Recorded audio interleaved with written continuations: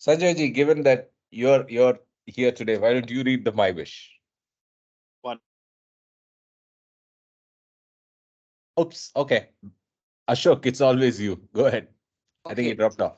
Jai my Baba. Avatar Meher Baba ki Jai. My wish: the lover has to keep the wish of the beloved. My wish for my lovers is as follows: 1. Do not shirk your responsibilities. 2. Attend faithfully to your worldly duties, but keep always at the back of your mind that all this is Baba's. 3. When you feel happy, think Baba wants me to be happy. When you suffer, think Baba wants me to suffer. 4. Be resigned to every situation and think honestly and sincerely. Baba has placed me in this situation. 5. With the understanding that Baba is in everyone, try to help and serve others. 6. I say with my divine authority to each and all that whosoever takes my name at the time of breathing his last comes to me, so do not forget to remember me in your last moments. Unless you start remembering me from now on, it will be difficult to remember me when your end approaches. You should start practicing from now on. Even if you take my name only once every day, you will not forget to remember me in your dying moments. Avatar Meher Baba ki Jai. Okay. So today we just finish off this article that we were reading last week from the Globe. So we stopped at the letter, and the context is Elizabeth explains how the place was chosen, how it was given, and yeah, I think let's start from the development of Meher Center in 1944. Ashok, you want to read for some time? Okay, just one sec. Yeah. Sure, sure. If you're Develop. comfortable, otherwise. Yeah, I'm comfortable. Yes. Yeah. Uh, Development of Meher Center in 1944. The next group of letters will show step by step how Elizabeth, Norina, and their helpers prepared the virgin soil for eventual occupation and the great vision Elizabeth had for the center. On June 15th, 1944, Elizabeth wrote, Dearest father and mother, in telephoning one can say so little except how are you. Of course, that is important as Meher, as mother has not been well. But nowadays, when one has to visit 4 hours to get a call through the like the other, one second, you have to take it up for Karthik. You take the hello, Karthik. Can you hear me?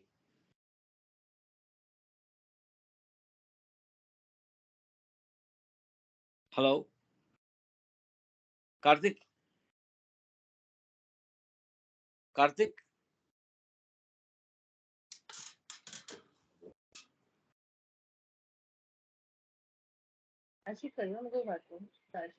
Karthik, I lost you, or can you hear me? Must have gone out of the call for something. Oh, So let me read this letter again. yeah, yeah. You please go I ahead. have the hard copy.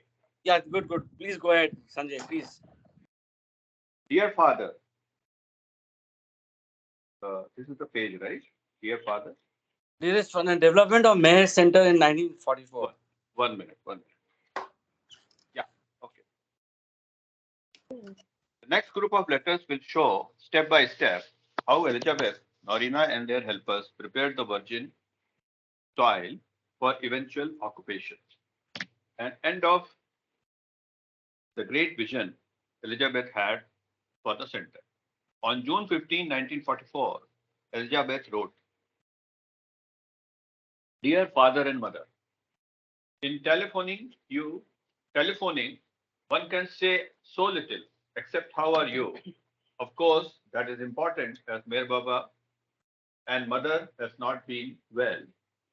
But nowadays, when one has to wait 4 hours to get a call through like the other evening, all inspiration is lost and thoughts scattered by the time Central calls back. In the meanwhile, in the meantime, one about gives up hope, especially here at Myrtle Beach, as they never call back to give one encouragement, like in the New York. Therefore, I suggest to Virginia that anything could best be said by telegram, for at least they answer. Regarding our life in the forest, it is slowly emerging out of its most primitive state.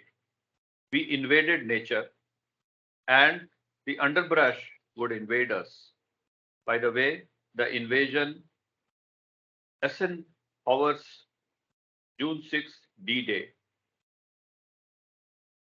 took place during our first week here, and we did not know about it until the 10th, which was the first day we came out for mail and news.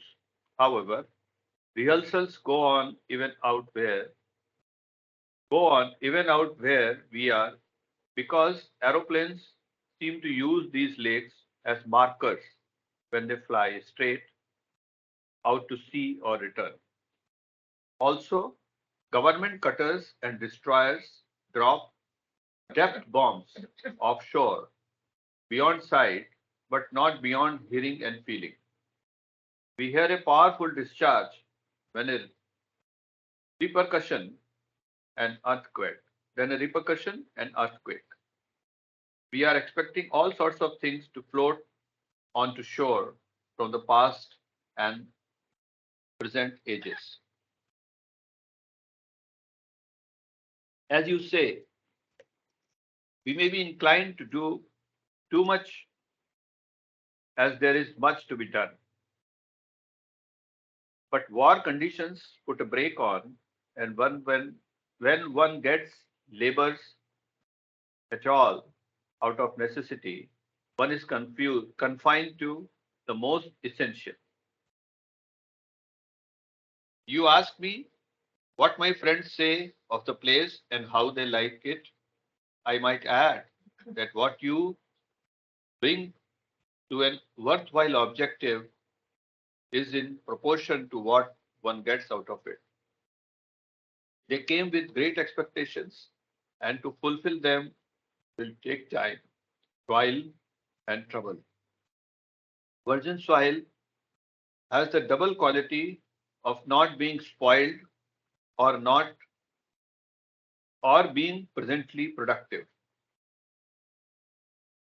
Everyone at once agrees to the possibilities, but they are not facts yet, other than the beauties of nature itself. That they grow to love the place more, more despite insect bites and poison oak is a good test of sincerity. So far, we have explored the land to the right and to the left of Long Lake by foot, and also traced every road and lumber trail by car. By the way, the car has been very faithful to us. And tomorrow, the agriculture college man comes again, and together with Mr. Brian, we go over the property near the waterway. I am anxious to know that it that it will really be productive. But we are eventually to become self-sustaining. It must be good soil for growing vegetables and crops. Fortunately, he could come back again, because the other time he came late in the afternoon and Mr. Bryan happened to be out. No contract has yet been signed for anything beyond the 500 acres in the original track, which includes Long Lake. I think only a small proportion of this is real farming land. But I shall hear from the agriculture college man.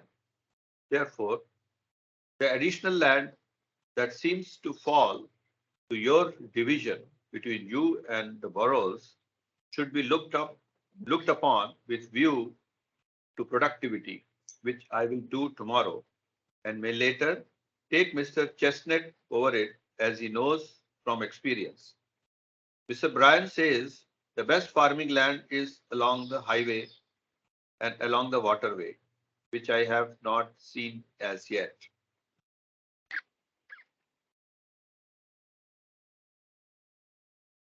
If we start farming before the war is over, with the present shortage of labor, it would be with our own group, Mr. and Mrs. Frank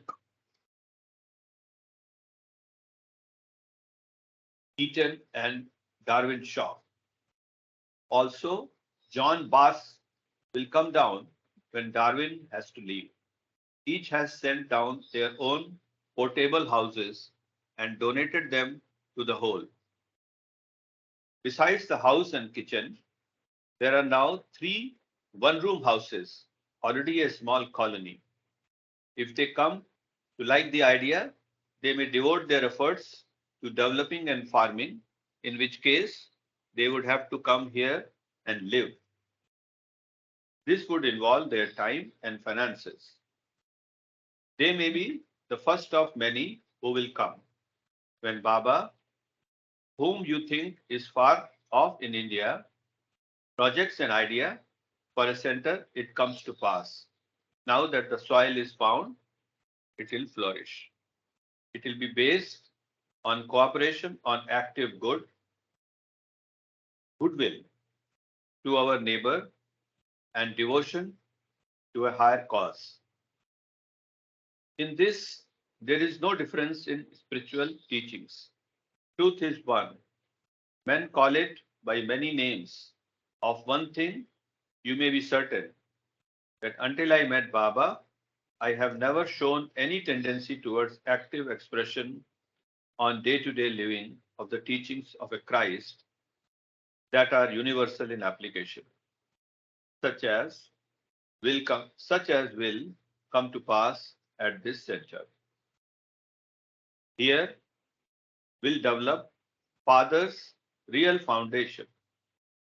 He has sown many seeds of goodness, and like the sower, some fall on stony ground and some on fertile soil. The future will bring to light that which has to be. Hope this finds you all healthy, wealthy, and wise, and in good spirits. Love to each and all. Signed, Elizabeth. Okay, Baba. English is quite different, actually, the way she writes. Yeah, it's pretty colloquial, so it's Yeah, like it's not very conversational. fluent to read. Yeah, it's not very Yes, fluent to read. yes, yes. So another letter dated July 23, 1944.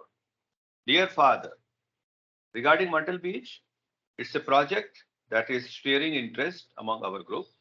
Eventually, there would be 12 families there who cooperate for the good of the whole and are the mainstays of the development. This would mean they are uprooting their present existence and moving down there as pioneers. They may come from different walks of life, but they must be hardy in spirit and devoted to the center, which is unselfish service to mankind. This is based on giving, sharing, and serving. They will bring what they have and buy their own prefabricated houses or have them built there if the government permits it for farms, which they may consider as cooperative, but will be 12 units in one whole. Two of these families, the Darwin Shaws and Frank Eatons, went down with us in June. They are definitely interested and are spreading interest among others. It was a real test of interest, as you know from my letters, because of snakes, wood ticks, poison ivy, and simplest living. No bathroom as such or electric light, which one would give up for 1 month or summer, but might make one hesitate for a year-round life. They paid their own fares, sent down their own one-room houses, and shared their food expenses, including inoculations, as all of us got poison oak. Still, they want to go back in September because they feel that in this part will start a great new humanity. That is, the children of the post war world who are without parents and yet are the ones who will carry on the peace of the future, will find a heaven. Did I tell you we found to the left of our camp, about 100 yards away across the lagoon, a knoll with big live oaks, with hanging moss and other larger trees with an elevation at least of 10 to 15 feet higher than where we built. It has a better view of the ocean beyond the lake. It would be suitable for a great auditorium or outdoor gathering place like California, where people all over the world would come. But at present, anyone would be bitten up. Also, we found a white point creek that crosses our beachfront, is a special place for clamming. It is also 4 feet deep and would be ideal for children to swim. A garden would be made there and the place made as a large playground for children of the future. The property has great possibilities. Do not think we expect to develop all at once, but definitely a beginning must be made. The first step is to find the best farming soil. If opposite the property is not a fertile as where the Myrtle Beach Farms property is, then should we not look at the land that is the continuation down that way? Please think these points over and let me know. With a heart full of love to you and Mother Elizabeth. Yeah. Let's see that photograph. So this is Lagoon Cabin. So that's where Baba gave his darshan. And that chair is obviously where Baba sat. So, yeah. The next letter is written from Yopun Dunes, August 1, 1944. So Dear this is Mother, the other property. If you remember the house that Simon Chapin lived in, that's the parents lived in, which also came to Elizabeth later. yeah. Yes, yeah. Dear Mother, last night was a good old thunderstorm and I thought of you. Work goes very slowly at the center. The laborers are also farmers and this is the tobacco season. So one day they come and 3 days they do not show up. The young returned veteran who was discharged from the army and running the dredging machine went to North Carolina every Sunday to see his girl, and he has not been heard of since. Perhaps eloped. Yet something gets done, and every bit is an improvement. Not only from mosquitoes, but a nice little harbor is now in the creek that adds very much to the looks.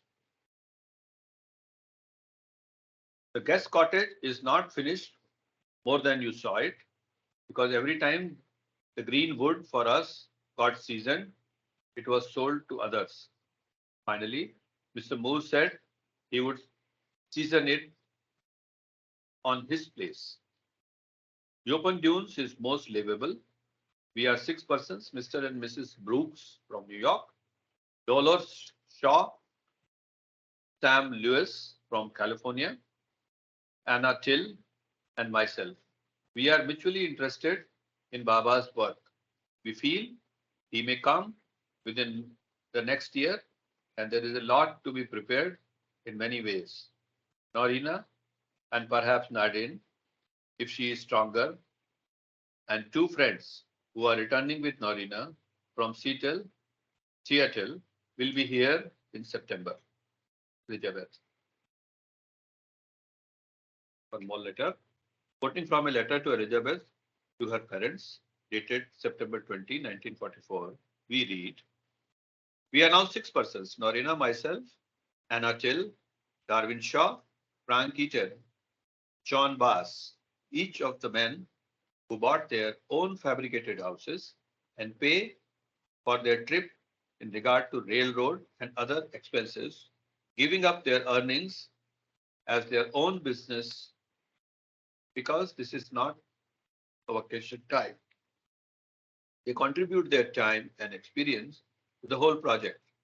They have blazed the trails for the roads, walked over all our boundary lines, which is very important, walked over all the acreage with a soil expert, which is very important, and investigated the vast amount of trees with a lumber company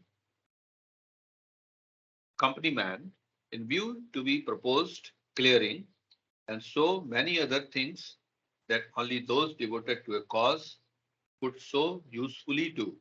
Usefully do. Beautiful. As far as Norina and myself are concerned, I need not mention what do what we do, because our heart and soul and energy are all in the undertaking. Anna Till is the housekeeper this trip and does all the cooking. In June, there was only the kitchen, no porch or nothing, so it was a little crowded. The stove had bottled gas like any other modern stove and a sink for dishwashing with a suction pump alongside sink. There were a few cracks in the kitchen wall and main house walls where insects creep up, and the walls had to be caulked up. Even a field mouse would come in at night, although we had not a bite of food in the main house. It seemed to be thirsty and fell in the water pail 3 different times. It woke up, it woke us up, splashing around, and to get it out, we had to empty the pail and the mouse jumped out.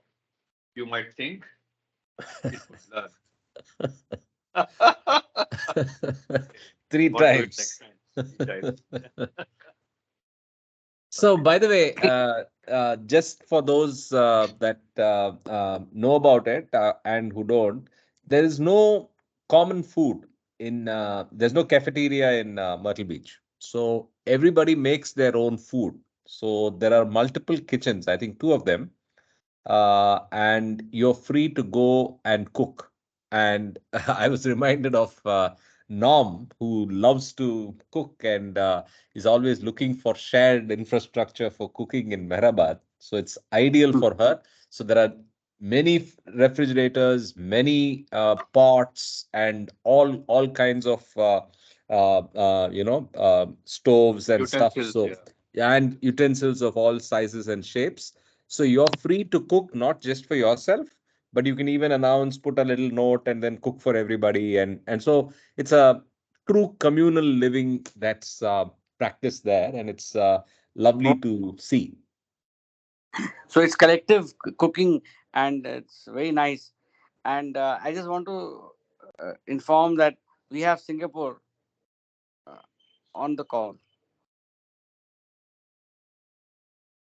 How's Jai that Baba. news today? They've been there even last Baba. week. No, they were not there in the beginning. So anyway, Yeah, they joined Jai later. Baba. Jai Baba. Meher N. Oh, yes. beautiful. So we have Meher Novita or whatever, Meher, Meher Baba's norm. Meher Baba's norm. Yeah. So, Okay. Hey, and Baba. hey, Baba. Okay, so at the end of this, we have to plan our trip to Myrtle Beach. Okay, let's put a date and let's do it where we are all going together. Karthik, you got to also, uh, uh, take some or give some cooking lessons. Sure, why me? Why him? You I cook for Karthik, don't worry. I know cooking. No, I can I have learned too. So, but why me? no, okay, Karthik or anybody, I'll make tea. That's all I can cook. So I'm So tea is confessing. yours, okay. You can do the dishes. You have So you have Okay, you dishes have and tea, eight, no nine, issue. 8 months to learn any one dish or two Okay, dishes. okay. Jay Baba. So I've learned quite a bit of cooking on in the last year or so. So Yes. I can do some stuff. I No, can I can bring up do rice some. and curry. Yes, that I can do. I'm learning that. Good. So let's quickly finish this and then spend some time on the AI project and the calendar planning for Myrtle Beach. I'm not letting go. So I Jay think Baba. So Shobji, you may continue from here if it is okay. I'll Yeah, sure. okay. Uh, Early structures at Meher Center. Meher Center was first inhabited by several of those devoted to Baba who came down with Elizabeth and Norina in 1944. During this visit, the property was dedicated to Baba by those present gathering shells along the ocean and bringing them to a knoll in the woods and placing them in the ground to spell out Baba in large letters. Then each went in a different direction, loudly calling the name of Baba through the silent forest and over the rippling waves of Long Lake. The clearing and building went on from 1944 to 1950, slowly because of the government restrictions. While all the early building and construction went on, Elizabeth and Norina were sleeping in the cabin on the hill. The first cabin built, located on a high knoll overlooking the lake and ocean, originally intended for Baba. Other, other cabins were built while some arrived prefabricated. The near and far cabins were hutments bought from a nearby military base. John Bass, Frank Eaton, and Darwin Shaw contributed the lake cabin, coop, and tool shed respectively. All the cabins, except for the tool shed, were placed with clapping distance of the cabin on the hill. This was done in order that Baba, clapping from his veranda, could summon his mandli to him from the nearby cabins. The guest house across the lagoon on the east was built for Baba's Eastern women disciples, was also built during the. Just take it up, Karthik. Yeah, I have. Oh, then somebody else can read. I can't. My Okay. screen is frozen. Sorry. Let me read. I'll read from the para. The guest house across the lagoon on the east was built for Baba's Eastern women disciples, was also built during the warriors, hence not following Elizabeth's and Norina's wished for designs, but rather erecting what was possible. According to government specifications, only just so much wood could be used in building construction.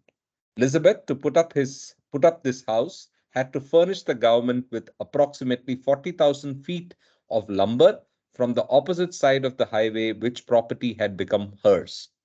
Only then could she keep the necessary wood for the guest house.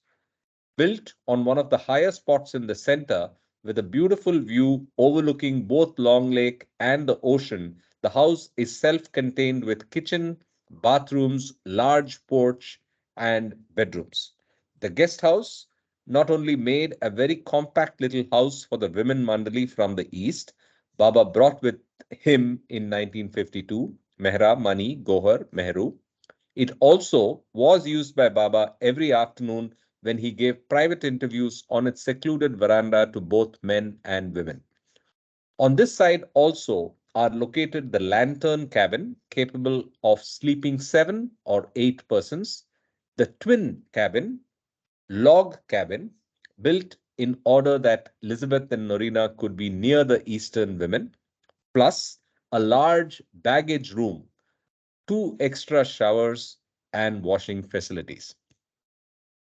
Following the custom in India, where men and women's quarters are separate, the women were accommodated on the northeast side of the lagoon, across which a bridge was built, and the men on the southwest side, around what is known as the circle. On the circle side, where the kitchen and dining room stand, there was first only a small portion of it built for the kitchen. However, this was enlarged and made into the present kitchen and dining room, and in 1958, with the addition of an extension porch, provided dining space for some 200 or more guests. Apart from the cabins for sleeping on the circle side, there is a very beautiful cabin, beautiful in the sense of its perfect view, known as the Lagoon Cabin, so named because it overlooks the lovely lagoon. It was here that Baba spent much time seeing visitors individually and in small groups. The story of the barn. Baba had indicated that when he came, he would require a building large enough to accommodate 200 to 300 for group gatherings, and he also wished to hold darshan programs and open days for the public. With so many wartime restrictions on building materials, how would Elizabeth and Norina build such a structure? Then Norina had an idea to buy a barn and transplant it to the center. Barns were not easy to come by then. Fortunately, Elizabeth noticed an ad in a county newspaper stating that a lumber company in Conway was disposing of its properties, including a barn. Elizabeth and Norina set out immediately for Conway, which at the time, because of the winding road, was 30 miles distant, only to find that the empty barn had just been sold. Elizabeth inquired from the man at the lumber company if he could tell her the name of the purchaser and how much he had paid for the barn. After looking up the records, she was told the name of the purchaser and how much he had paid, $150. With this information, they again set out, this time to the new owner's house way outside of town to see if the owner would sell his newly acquired barn, which incidentally was just what they wanted and were looking for. On arriving, they found only his wife at home, and she implied that her husband had purchased the barn because he needed it and doubted if he would sell it for twice what he had paid for it. Now, this last statement gave Elizabeth the key, and they waited for the man to return home. After waiting as long as possible for the man to return, they finally had to leave. However, because the road was very narrow and she knew she would have to pass him on this road if he were coming home, she inquired the man's description and what kind of car he was driving in the event she might meet him on the road. They did meet the man on the return trip, recognizing him from his wife's description, and stopped to discuss the barn with him. Elizabeth asked him if he would sell the barn for $300, which was twice what he had paid for it, and Elizabeth's key. After thinking this offer over for a few minutes and perhaps deciding this was a pretty good profit, he said he guessed he could do with something else and would sell it to them. These women are unbelievable. uh, Elizabeth, to bind the bargain, quickly gave him what money they had with them, $10, and said they would return with the rest of the money and papers to bind the transaction. The barn was in a beautiful grove of live oaks near a river, and Elizabeth and Norina wished to duplicate this setting as closely as possible, hence its present location, backed against live oaks near the far end of the long lake. The barn was moved to the center in sections and placed on a brick foundation 12 feet high on the far side. Large supports were put under the floor as Baba had told Elizabeth that there might be 200 to 300 people when he came, so she knew it must be well supported. Elizabeth asked the builder to eliminate all posts for supports in the interior, joking that when Baba was there, even if there was a single post, she would find herself behind it.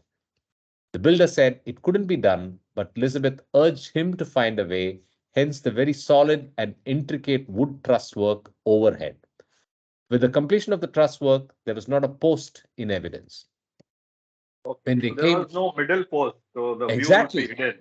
exactly. Okay. So anybody in Yep. the barn can get a view of Baba, and there's no Yeah, yeah. pillars. It's just an open Amazing, single hall. Yeah, no amazing. support. Yeah, I didn't notice, but yeah, I remember the barn. I think it was even locked up, but it's pretty large. Yeah. When they came to see the result, Elizabeth and Norina were quite dismayed by the very prominent appearance of the overhead trusses.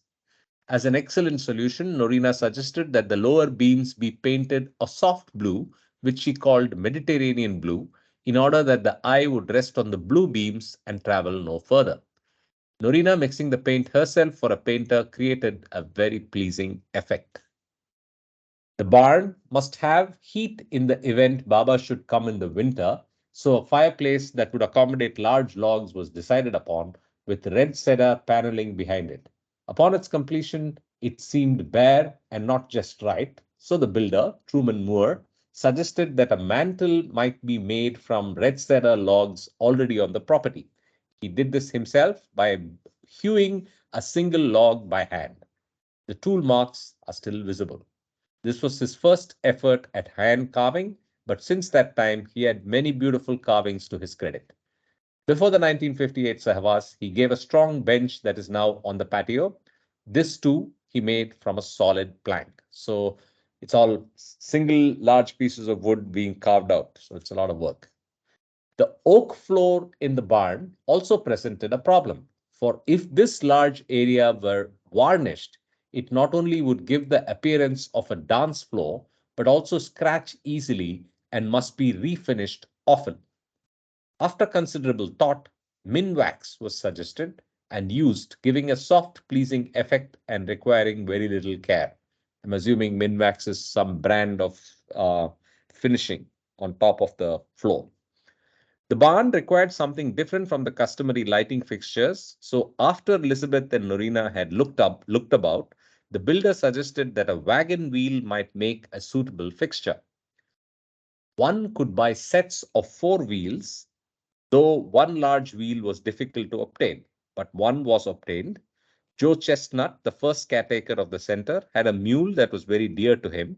However, the mule died one day, and Mr. Chestnut, saying he had no further use for the wagon without his mule, wanted Elizabeth to have a wheel from it for the barn. So this too was given from the heart. The So barn this wheel was put just more for decoration. Look for lights, for lights, yeah. So it was put on the roof, and then lights were mounted on it. Okay, on the roof. Okay. Yeah. For lighting, yeah. So it's all amazing that they've done this in the wartime with a shoestring budget, right? Like hardly any money, right? Right. Yeah. So before But that, just remote see place, that. right? So, Yeah. I think wartime complicated the whole thing. Yeah, yeah. this photo we didn't see. This Baba, I think at the lagoon. Yeah, lagoon cabin. Baba steps out of the lagoon cabin with Adi and Erich. Shaw family collection. I mean, what a coincidence that I was reading the Shaw book just 2 weeks back. Yeah. So we are here. The barn had originally been a mule barn, and the 6 windows it now has were the original stall windows where the mules were kept, and the 6 large glass doors on the east side were the original entrances for the animals. The doors to the barn were replaced and now form the outside shutters, giving a lovely rustic appearance. The walls on the inside were later paneled with ponderosa pine from Washington State that gives that faint pink glow when light falls upon it. The barn itself is made of cypress, the wood eternal that is found in the old Southland. Some of the chests and matching gold chairs in the barn came from Elizabeth's family home in Pinehurst, North Carolina, while some of the antique Spanish pieces were a gift directly from her. When Elizabeth first received the Spanish furniture sent down from storage in New York, she had no idea where to place it, then decided to put it in the barn where it fits in beautifully.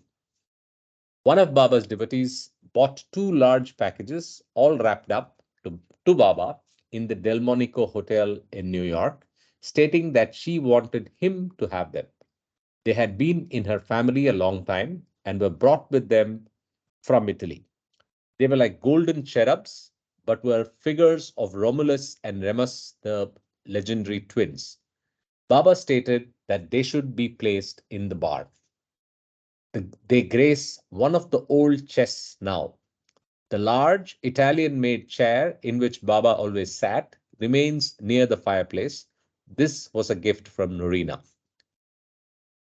An important meditation meeting was held in the barn on the last Saturday of Baba's 1958 Sahwas visit, May 28th. Baba informed those at the center, I want you all to be in the barn between 8 and 8:30 tonight.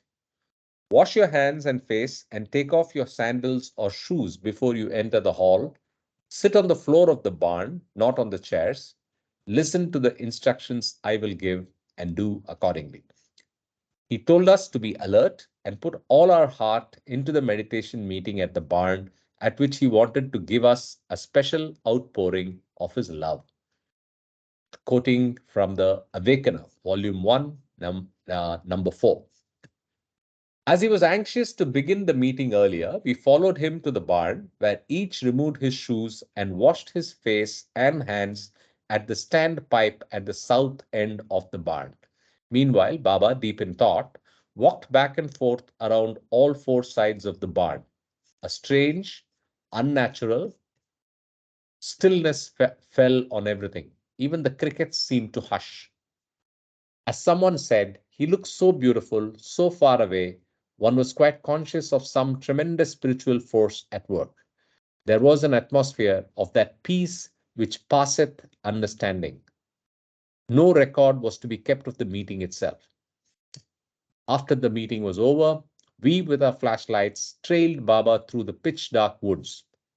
Once Baba stopped and stood close by a very tall pine, gripping it with his hands. His face looked drawn and full of suffering, as if he had expended a terrific amount of energy. Then he strode on again with such a swift pace that we all had to run to keep up with him, even the Mandali. So no details are given of the meditation meeting because it was not to be recorded. There's another photo of the Yopun Dunes, Daphne Drake with banjo, Norina's Dachshund, in front of Elizabeth Patterson's residence, 1958. ECP collection. ECP is Elizabeth C. Patterson. Meher Abode. Meher Baba indicated that his own house was to be away from both the men's and women's quarters and on the highest ground, 500 feet from Briarcliff Acres, an adjoining residential development which was commenced the year after the center started.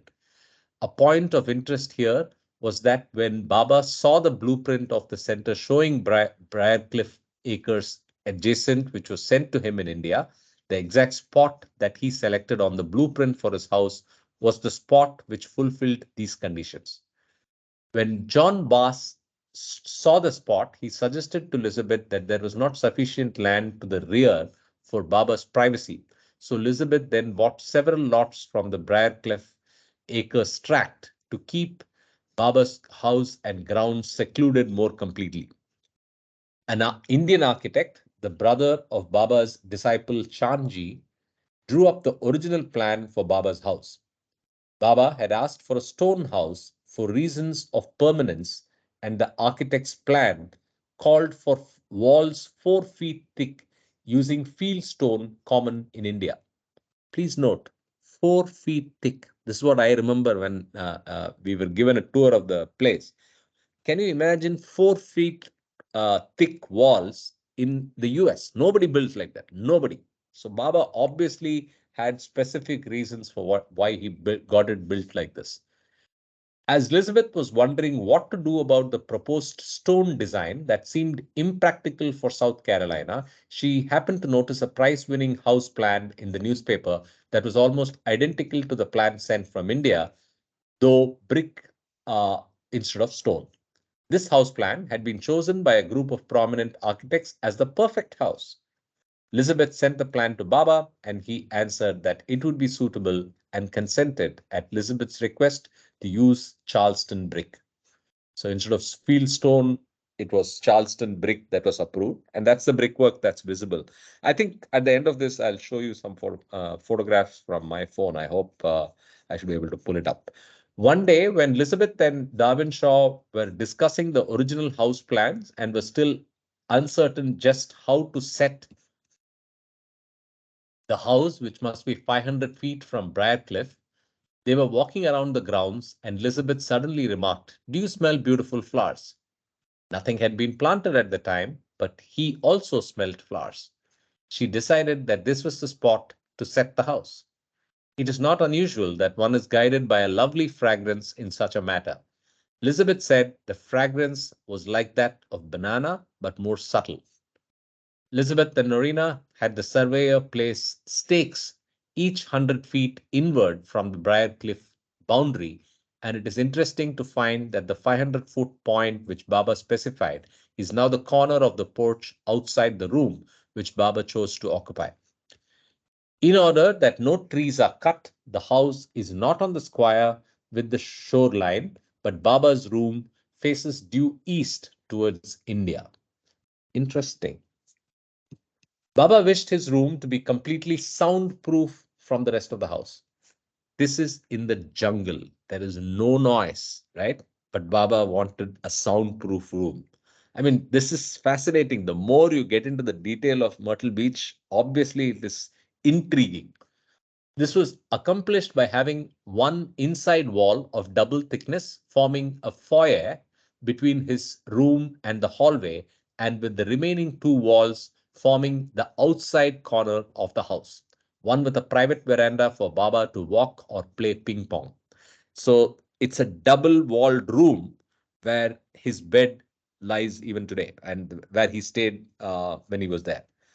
The house consists of three other bedrooms, two baths, large living room, well-equipped kitchen with dining space, and two additional porches. It is heated by a large oil furnace for use in winter when necessary and has plenty of hot water which Baba liked. Not a detail was too small to escape Elizabeth and Norina's watchful eyes. For instance, on the inside of the screening on the front porch, Elizabeth noticed that when one sat on the porch, the railing obstructed the beautiful view and therefore asked the builders to lower it. Wow. The French chestnut stockade fence that surrounds the house and grounds ensures complete seclusion and keeps out trespassers and animals. Baba wanted the fence 8 feet high, since, as we found out later, a 6-foot fence could be climbed and even jumped over by animals, but an 8-foot fence would render this impossible. Even a deer would not try it. Baba's house has one of the most beautiful views of the lake and the ocean in the whole center. Called Meher Abode, the house was occupied by Baba during his stays at the center in 1952, 1956, and 1958. Postscript. In 1958, Meher Baba told Elizabeth that in his present phase of working, he wished to give up all his properties, both in the east and in the west, and he asked Elizabeth to see about the transfer of his property. Meher centered on the lakes, which he still wanted to be carried on 100% as at present for the spreading of his universal message and teachings in the US. It was not, however, to be in his name. It was found that the very best way was to form a non-profit religious corporation. Baba requested Ned Foote to help Elizabeth with legal requirements, and a charter was taken out to this effect, hence known as the Meher Spiritual Center Incorporated. At the general meeting of the corporation, March 1, 1960, the following letter was read and approved. The secretary then read a letter from M.S. Irani, known by the spiritual title of Meher Baba in India, stating that he is very happy with all we have done and approves of the corporation and its objects and purposes. It was proposed and approved that a letter be written to Meher Baba thanking him for the gift deed of the land on Long Lake near Myrtle Beach, SC, that will be used as headquarters of the Meher Spiritual Center Incorporated, and expressing the deep and lasting appreciation of the board and directors. The objects, and this is quoting from the documentation of the incorporation, the objects and purposes for which this corporation is formed are as follows. I give two of the points. One, to found within the United States of America a non-sectarian and non-profit religious organization devoted and dedicated to the name and spiritual purpose of Meher Baba and to the dissemination of his teachings without supplanting professed religious convictions or beliefs, but for the enhancement and strengthening of the spiritual life. Number two, to establish, operate, and maintain a central headquarters near Myrtle Beach, South Carolina, to be known as Meher Spiritual Center Incorporated, and such additional local centers in South Carolina and in other states of the United States, and to designate and appoint officers, agents, and other employees as may be considered necessary to carry on the purposes and activities of this corporation. Okay, now we're down to the credits. Buzz and Wendy Connor alternate between the coasts. So it's the same Buzz and Wendy that you met, Sunil and Norm in California. And Charles Haynes, you might have seen his YouTube videos. He's from the family, I think. He's from the region. He's from South Carolina. For excerpts from Kitty Davy's unpublished manuscript and use of photographs from ECP, wherever you see ECP, it's the Elizabeth Patterson collection. Shaw Family for photographs by Darwin Shaw, Sufism Reoriented for select photographs of Meher Baba at the center in 1952 and 1958. Greg Butler for his recent photographs of the Meher Spiritual Center, which is the lagoon and everything. So here we go. This one we didn't see. Kitty Davy with the Shaw family at Yupon Dunes in 1958 from the Shaw family collection. So this is Kitty Davy, right? And this must be Shaw, and the wife was Jean, I think, Jean Shaw. Anyway, amazing. So we are at the end of this read. Any thoughts, any reactions? It's very inspirational, so to say the least, actually. Any Baba work which you get motivated to take up, the kind of detailing and thoughtfulness that these ladies and others showed up is it's remarkable. Is a very small word actually. It's beyond understanding actually. Very motivational. Jai Baba. Absolutely. The amount of detail that these women went to and the extent of efforts that they have taken. Just that barn example, right? It's just so moving to go to that kind of lengths to achieve an objective in Baba's cause is so motivational, like you said, motivational, inspirational, and the right kind of ideal for anybody who's doing Baba work. Yeah, 100% focus. Okay, so I'll probably stop recording, pull out my phone, and see what I can do to share some more photographs and memories. Just hold on one second. Oh, where is the meeting?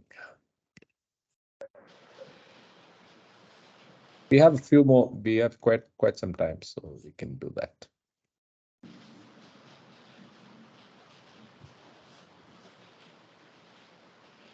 Okay, now I can find the photographs. How do I